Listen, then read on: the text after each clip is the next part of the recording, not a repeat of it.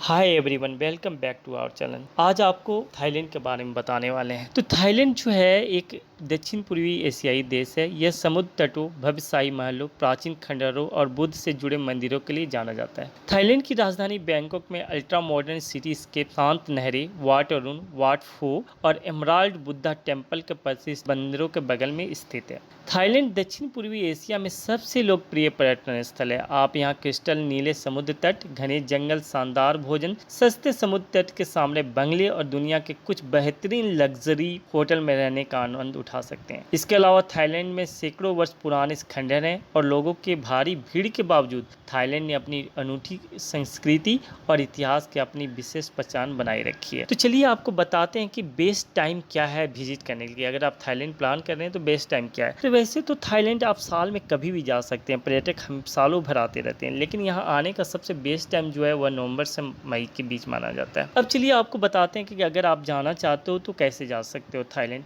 अब तो आपको पता ही है कि अगर थाईलैंड आप जाना चाहते हो तो आप बाय एयर ही जा सकते हो। तो दुनिया के शीर्ष अंतर्राष्ट्रीय हवाई अड्डों से थाईलैंड के लिए उड़ानें उपलब्ध है। थाईलैंड के सबसे व्यस्त हवाई अड्डा बैंकॉक का स्वर्ण भूमि और डॉन म्यूंग है। इसके अलावा फुकेट, चियांग माई और क्राबी में है। अगर इंडिया से आप फ्लाई करना चाहते हो तो आपको मुंबई, दिल्ली, बनारस, बंगलोर और कलकत्ता से बैंकॉक के लिए सीधी उड़ानें उपलब्ध है। अब चलिए आपको बताते हैं कि थाईलैंड में टूरिस्ट पैलेस कौन कौन से टूरिस्ट पैलेस है जहां आप घूम सकते हो। तो भारत से थाईलैंड छुट्टियां मनाने के लिए हर साल भारी संख्या में पर्यटक जाते हैं। तो आपको पता ही, आप टीवी में भी देखते हो कि बॉलीवुड स्टार सब भी थाईलैंड की ट्रिप करते रहते हैं। चूंकि बैंकॉक थाईलैंड की राजधानी है, इसलिए थाईलैंड और बैंकॉक दोनों जगहों पर घूमने के लिए आकर्षण के केंद्र हैं। आइए जानते हैं कि थाईलैंड में कौन कौन से पर्यटक स्थल है जहां आप घूमकर आ सकते हो। तो सबसे पहला नाम जो आता है वह है आपका प्रसादहीन फिमाई। प्रसादहीन फमाई के सबसे प्रभावशाली खंडरों में से कुछ को समेटे हुए। तो आप प्रसादहीन फमाई जाओगे ना तो वहाँ खंडहर मिलेंगे, जो प्राचीन युग में बने हुए खंडहर मिलेंगे। तो ये खंडहर में तब्दील हो चुके यहाँ के मंदिर 11वीं या 12वीं शताब्दी के दौरान बनाया गया। क्या था कि यहाँ पर कुछ मंदिर था जो खंडहर में तब्दील हो गया, वह 11वां या 12वीं शताब्दी में बनाया गया था। उस समय के दौरान यह क्षेत्र खमेर साम्राज्य का हिस्सा था। हालांकि महान बौद्ध मंदिर के रूप में निर्मित नक्काशी भी कई हिंदू देवताओं की विशेषता है। तो यहाँ जो मंदिर है उसमें हिंदू देवी देवताओं की नक्काशियाँ भी मिल जाएगी आपको। तो आप प्रसादहीन फमाई का ट्रिप कर सकते हो। उसके बाद जो सेकेंड है वह है खाओ याई नेशनल पार्क। थाईलैंड में तीसरा सबसे बड़ा राष्ट्रीय उद्यान खाओ याई राष्ट्रीय उद्यान देश के पूर्वी भाग में नाखानो रचित प्रांत में स्थित है। यहाँ एशियाई हाथी और काले भालू सहित अन्य विचित्र प्रकार के वन जीव देखने को मिलते हैं। इस पार्क में आप डायनासोर के पैरों के निशान भी देख सकते हो। तो अगर आप एनिमल्स लवर हैं, एनिमल्स आपको अच्छा लगता है या फॉरेस्ट एरिया अच्छा लगता है, तो आप नेशनल पार्क का ट्रिप कर सकते हो। इस नेशनल पार्क में आपको डिफरेंट टाइप विभिन्न प्रकार के वन जीव देखने को मिल जाएंगे, जिसमें एशियाई हाथी या कालू भालू है। और एक सबसे बड़ी बात है कि डायनासोर के पैरों के निशान भी आपको दिखने को मिलेंगे। इसके बाद जो नेक्स्ट है वह है आपका इरावन जलप्रपात। बैंकॉक से थोड़ी दूर पर इरावन जलप्रपात पश्चिमी थाईलैंड में इरावन नेशनल पार्क का मुख्य आकर्षण है।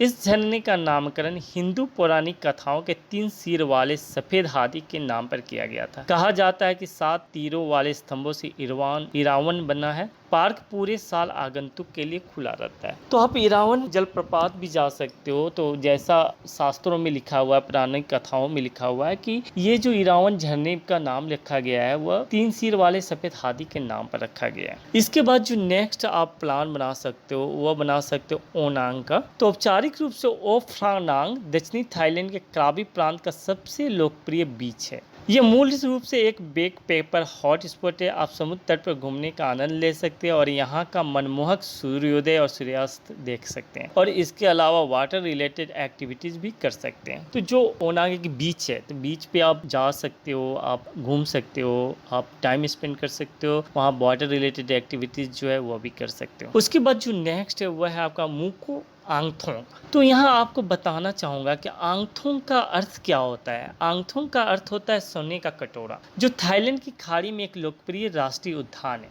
यहाँ 42 द्वीप स्थित है और इस पार्क का मुख्यालय कुआलालंपुर है। यहाँ यात्री सुंदर बंगले में रह सकते हैं और आसपास के द्वीपों और विचित्र रॉक संरचनाओं का अविस्मरणीय दृश्यों को गहराई से देख सकते हैं। तो आप अगर आंग थोंग जाना चाहते हैं तो आंग थोंग में क्या है कि 42 द्वीप से बना हुआ है, बीचेस से मिला हुआ बना हुआ है। तो यहाँ पर आपको बहुत अच्छे रिसोर्ट मिल जाएंगे जहाँ आप इसके सुंदरता को अवलोकन कर सकते हो। इसके बाद जो नेक्स्ट है वह है आपका सुखोथोई पार्क। उत्तरी थाईलैंड में स्थित सुखोथोई हिस्टोरिकल पार्क में सुखोथोई के खंडर हैं जो 13वीं और 14वीं शताब्दी के दौरान इसी नाम के राज्य की राजधानी थी। इस पार्क में 26 मंदिरें और रॉयल पैलेस सहित लगभग 200 खंडरें हैं। कई आकर्षक वाट अन्य खंडरों की खोज के अलावा आगंतुक राम खामेंग राष्ट्रीय संग्रहालय में सुखोथोई संस्कृति के बारे में अधिक जान सकते हैं। तो आप सोच सकते हो कि आप अगर थाईलैंड जाते हो और सुखोथोई जाते हो तो सुखोथोई में क्या है कि आप वो खंडर में तब्दील हो गया। इस पार्क में लगभग 26 मंदिरें हैं, उसके बाद रॉयल पैलेस भी था और उसके अलावा 200 खंडरें आपको मिलेगी जहाँ पर आपको संस्कृति और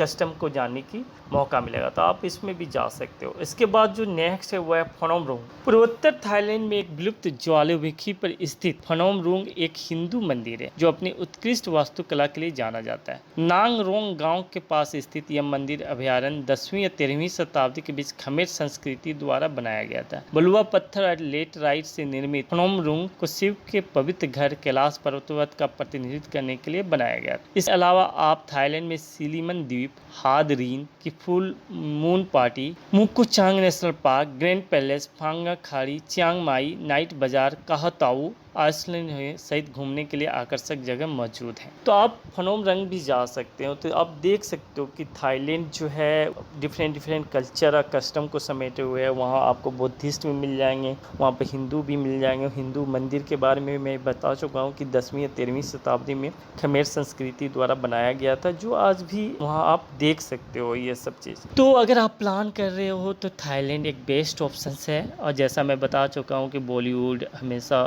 थाईलैंड घूमने के लिए जाती रहती है। तो आप भी प्लान करो, जाओ, घूमो और अपने फीडबैक, अपने कमेंट्स हम लोग के साथ शेयर करो। Thanks for watching.